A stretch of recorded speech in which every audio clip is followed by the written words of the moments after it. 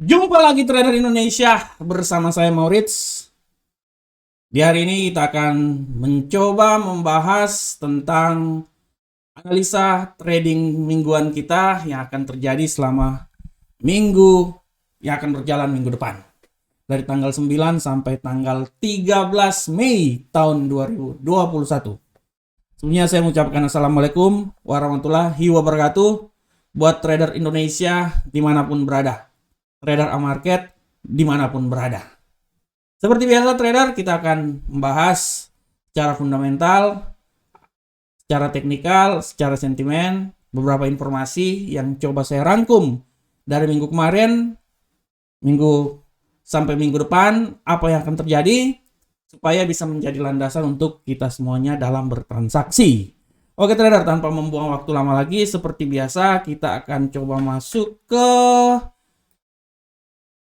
mata uang yang akan coba kita perbincangkan ya. Oke, saya lihat dulu.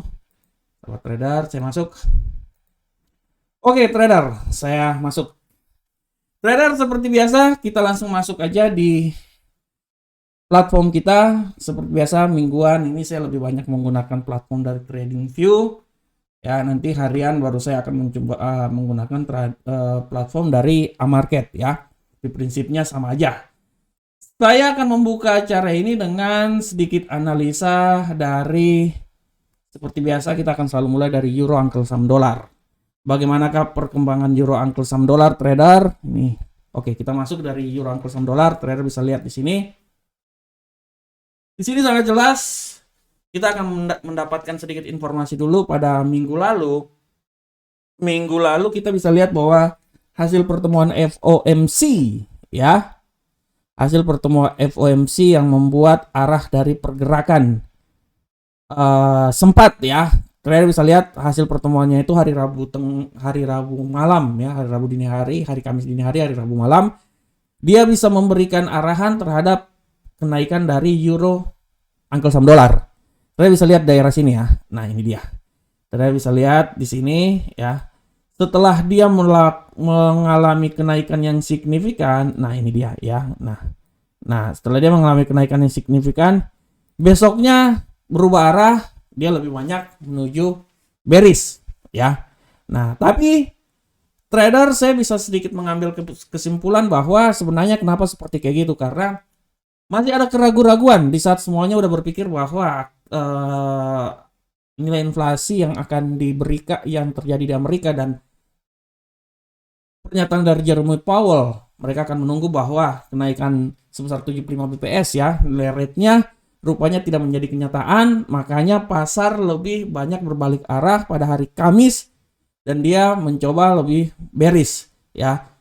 Seperti yang saya bilang bahwa di website di analisa harian saya pada minggu kemarin, saya bilang bahwa dia akan mencoba seperti tahun 2016 ya, tapi rupanya tidak terjadi karena akan mencoba sampai di titik 1.03, tapi yang paling terendah di 0.4 bla bla bla ya. Nah, kalian bisa lihat di sini pasar setelah hari Kamis sedikit bearish dan hari Jumat terhadap keraguan-raguan karena hari Jumat itu ada berita penting di mana non-farm payroll. Akibat dari non-farm payroll kita bisa lihat bahwa angka dari pertanian, angka dari tenaga kerja pertanian mengalami kenaikan ya, kenaikan.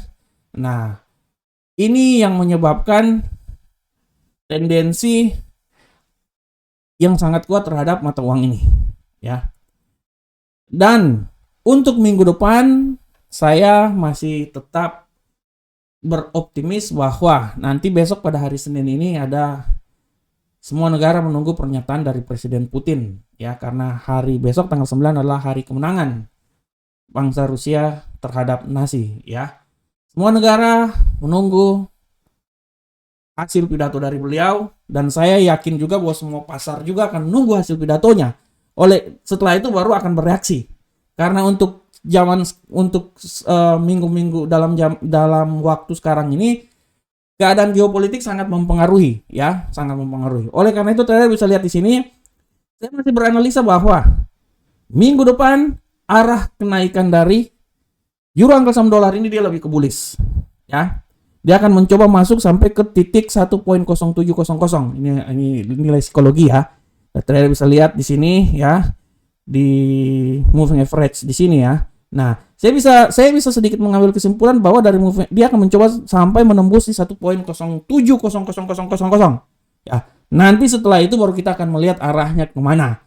Tapi tendensinya saya masih bisa lihat bahwa tendensinya ini mata uang dari euro angkel saham dolar ini masih tetap akan memberikan tendensi bullish pada minggu depan. Ya, oleh karena itu traders dalam trading, trader bisa menggunakan banyak sekali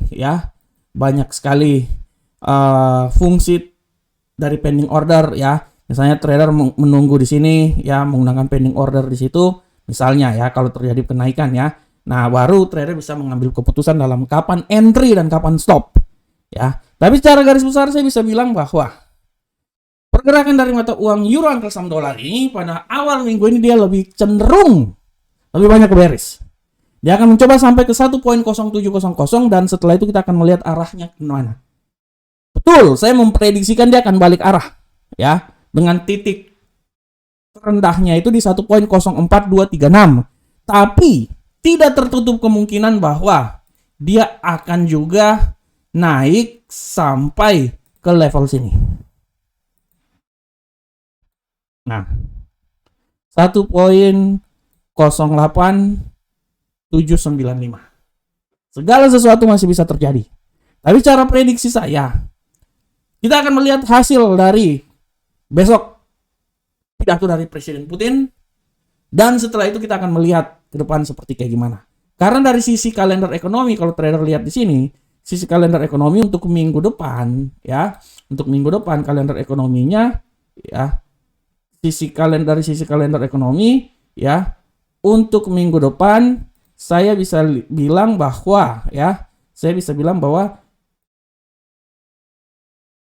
untuk besok hari Senin euro angkel saham dolar sangat dipengaruhi oleh sentimen ekonomi dari Jerman.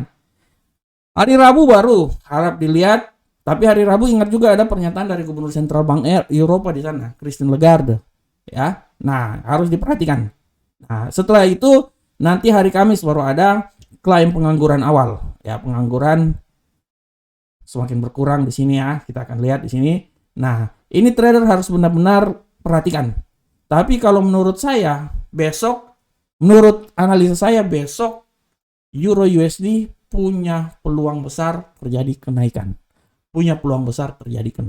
Ya, ditambah lagi dari sentimen pasar dari ekonomi Jerman di sini, saya masih bisa berprediksi bahwa kemungkinan besar dia akan naik ya trader ya. Oke, setelah itu trader kita akan coba lihat kembali, kita tinggalkan pound sterling angkel saham dolar, euro angkel saham dolar, kita masuk ke pound sterling angkel saham dolar. Nah, bagaimanakah pound sterling angkel saham dolar? Prinsipnya pergerakan pound sterling angkel saham dolar sama euro ini mirip-mirip, tidak beda. Kemarin benar-benar jatuh bebas karena akan terjadi resesi, diperkirakan akan terjadi resesi di Inggris, ya.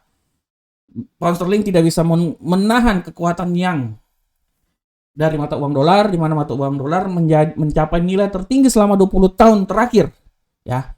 Oleh karena itu saya masih berprinsip bahwa untuk minggu depan awal akan terjadi koreksi, dan saya masih memberikan sedikit informasi atau saya memberikan sedikit prediksi bahwa dia akan mengalami, semua menunggu apa yang akan terjadi besok, dan dia akan mengalami sedikit kekuatan ya. Dan saya memprediksikan dia akan coba minggu awal ini dia akan lebih banyak bullish, dan dia mencoba sampai di titik 1.26795. Dan setelah itu dia akan coba kembali arah lagi. Ya. Nah, oleh karena itu saya kembali lagi sekali, trader bisa menggunakan pending order dalam trading. Wah ini sorry, ini hapus aja dulu. Oke, trader bisa menggunakan pending order dalam trading ya. Nah, misalnya trader menggunakan pending ordernya di sini. Contoh ya. Nah, contoh nih di titik berapa nih? 12417. Dengan asumsi bahwa setelah dia tembus di sini dia akan naik.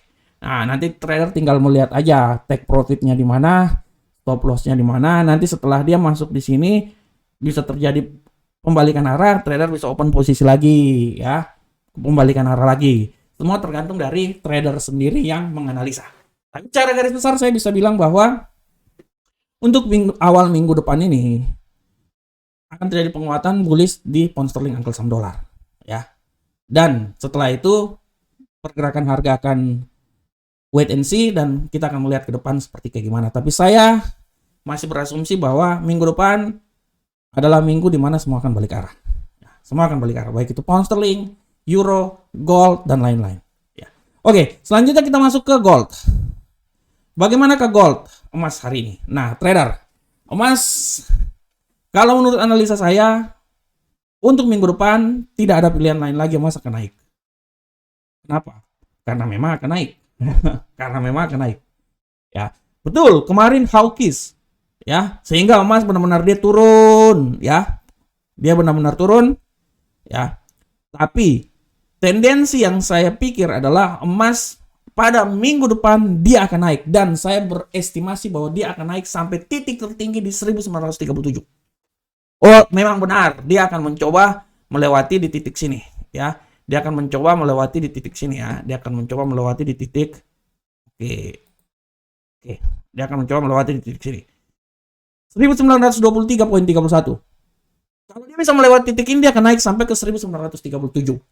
Tapi saya berprinsip bahwa dia akan mencoba naik sampai ke 1937, setelah itu akan melihat wait and see.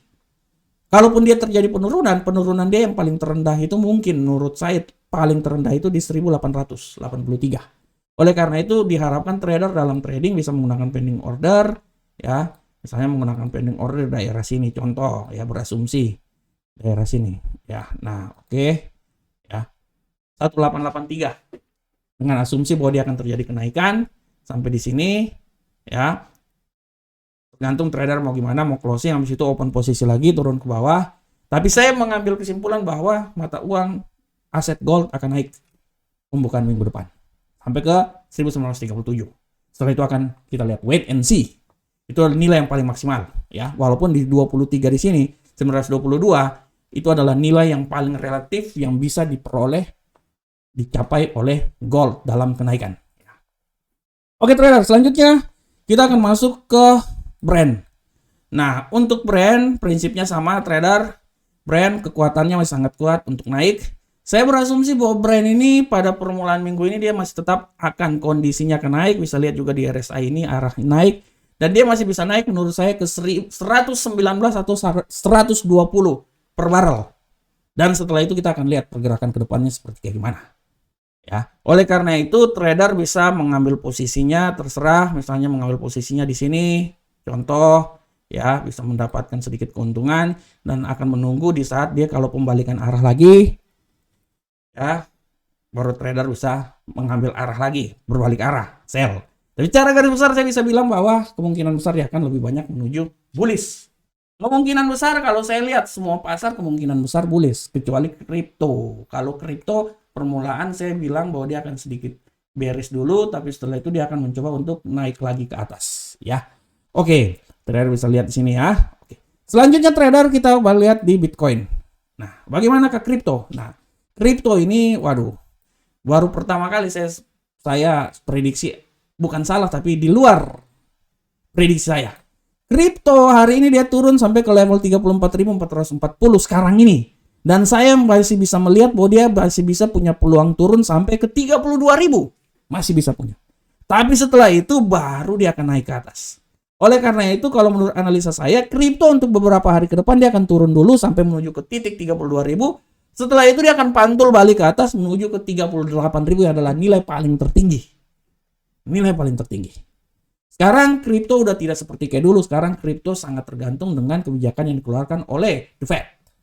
Kripto prinsipnya udah sama aja dengan gold, ya. Oleh karena itu kita akan lihat arah pergerakan ke depannya itu seperti kayak gimana. Oke trader, itu adalah analisa harian mingguan saya pada hari ini. Trader bisa lihat juga, ya, ini ada kalender ekonomi. Dan saya sedikit memberikan masukan terhadap trader. Nanti kalau trader ada waktu dan kesempatan, trader bisa mendaftar di Amarket. Ini adalah website resmi Amarket. Bisa mencoba di akun kami standar fix ECN syariah dengan modal $10 bisa trading. Kita tidak kalah dengan broker-broker lain, malahan kalau mau bilang, broker A-Market memberikan sesuatu yang sangat luar biasa. Analisa setiap hari, webinar tiap minggu yang sangat luar biasa. Dan saya bisa bilang bahwa broker A-Market salah satu broker yang sangat luar biasa untuk Indonesia saat ini. Sangat intensif kita. Ya. Oke, trader semuanya. Kalau ada waktu dan kesempatan juga jangan lupa untuk masuk ke channel, subscribe channel YouTube kami. Setiap hari ada informasi-informasi penting, saya bawakan analisa harian, dan di analisa harian ini rata-rata semuanya mempunyai judul-judul dan topik-topik yang benar-benar hangat, hot pada hari tersebut. Ya, oleh karena itu bisa untuk disaksikan oleh trader semuanya. Oke, trader Indonesia, trader A-Market.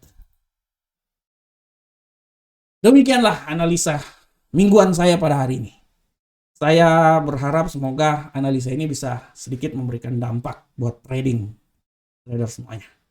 Akhir kata saya mau mengundurkan diri. Selamat beraktivitas untuk masuk minggu depan. Tetap semangat, tetap analisa, dan tetap percaya diri. Karena kemampuan trading kita ditentukan oleh diri kita sendiri. Assalamualaikum warahmatullahi wabarakatuh. Sampai ketemu kita di pertemuan berikutnya. Salam Profit Indonesia.